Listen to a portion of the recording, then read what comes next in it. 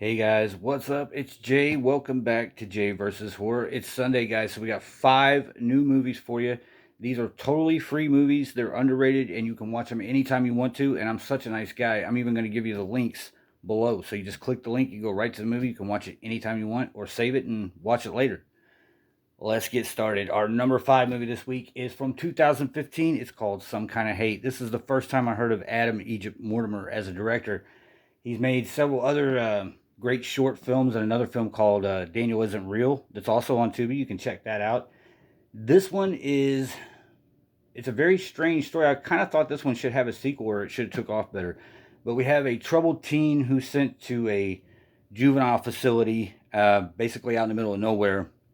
And once he gets there, he realizes that something's off about this place. It's not running properly, and the kids there and the teachers too are all running wild.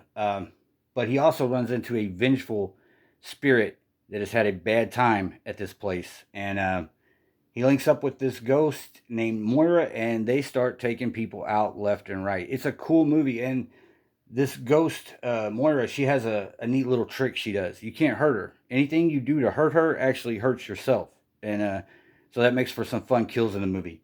So yeah, that's Some Kind of Hate from 2015. Check it out. We're moving on to our number 4 movie, and our number 4 movie is The Seasoning House from 2012. This one's a rough watch, guys, but it's a really, really good movie.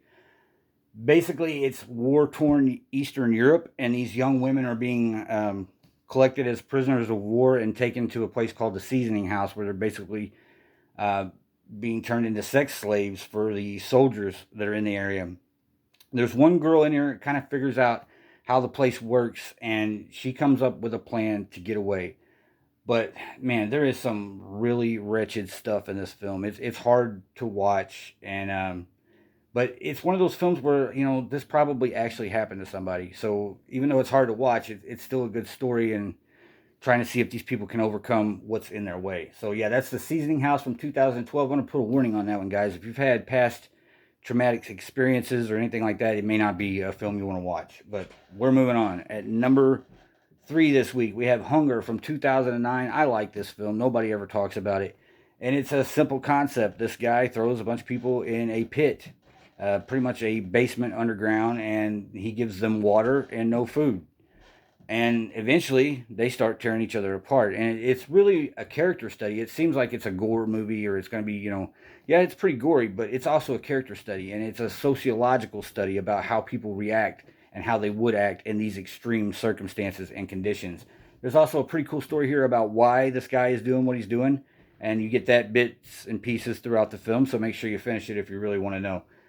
This is a good movie, and like I said, nobody ever talks about it. I think there's another movie with Michael Fassbender that came out around the same time, and there's some confusion there because that was just a dramatic film.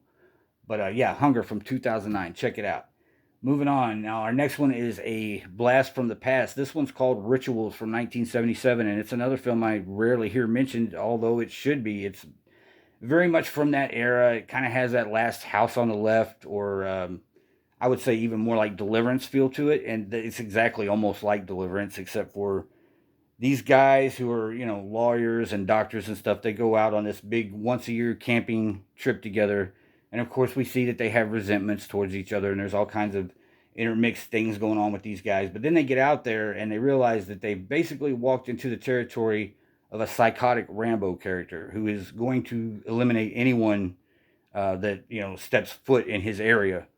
So yeah, they're pushed to the limit and put to the test in this film, and it's a really good one. I think it gets overlooked, like I said, because there are a few films with the title Ritual or Rituals, and also this is the era like Deliverance stole the show here, and this is kind of just a rip off of that, but it's done really well, and it's got Hal Holbrook in it, who's a really great actor. So check it out.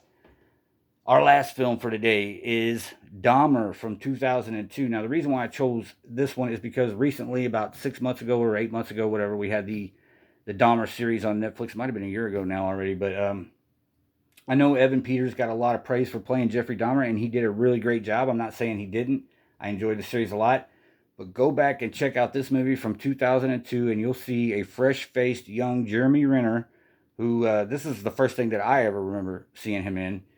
He absolutely nails Jeffrey Dahmer in this film, and it's a really great performance. It tells the story. I think everything in this film is a lot more succinct than it was in the series because they try to stretch it out over, X amount of episodes. Here they just give you as much of the story as they can, and it's still, it's not just a biographical film. It's still a good movie. So check it out. Yeah, Dahmer from 2002. And I heard recently that Jeremy Renner is getting better, and that's great news. Of course, everybody knows he was hit back during the winter by a snowplow and run over and almost killed, but he's doing better now. I've seen pictures of him up walking around and stuff, so good for that.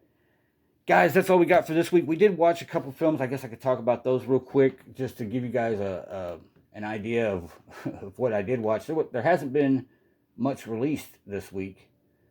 I would say this: if you want to watch some new horror movies, go on Tubi. Tubi just flooded their site with a bunch of new Tubi originals. Guys, most of those are at least 4 out of 10 films. You got to pick through them to find a really great one, though. And yeah, so the films that we watched in the last few days were Unseen, which was kind of an interesting film about a woman who is being chased by her psychopathic boyfriend, and she makes one call. And you might have kind of heard of this before. It reminds me of a film that came out early in the 2000s called Cellular. Yeah, it had Chris Evans and Kim Basinger in it or something like that. But that was before technology had evolved to what it has now. So this is kind of a different take on that. And the woman on the other end of the line is trying to help her see with the phone because she can't see. Her glasses are broken and her eyes are all messed up and she can't see.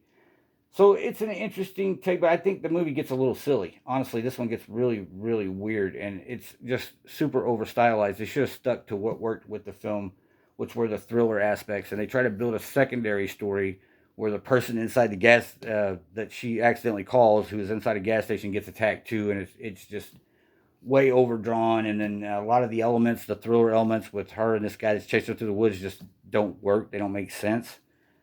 Overall, though, I think it's a movie for maybe the younger crowd a little bit, and it might work better with them. I would give it 5.5 out of 10, but I think most people might bump that up a little bit to 6 out of 10. And that's really the only one that we saw in the last. I mean, we watched a lot of Tubi movies, but guys, I can't. We watched one called Caviar, and it's about a girl who's looking for her brother who has this big podcasting thing going, and he's attacking liberals and conservatives, and all of a sudden he turns up missing, right? And nobody knows where he's at, and she's out looking for him. And that film, it just fell flat totally. I really have to give that one like 4 to 3 out of 10. It just goes nowhere, and it's silly and ridiculous, and it's a lot of deep fake stuff where they try to make people say things they never said. But yeah, so that's all we got around to watching this week. I started a new job, and like I said, I went through and picked out 5 underrated films for you guys to watch. And that's all we got for this week, and we'll talk to you guys the next time we got something we're talking about. Bye.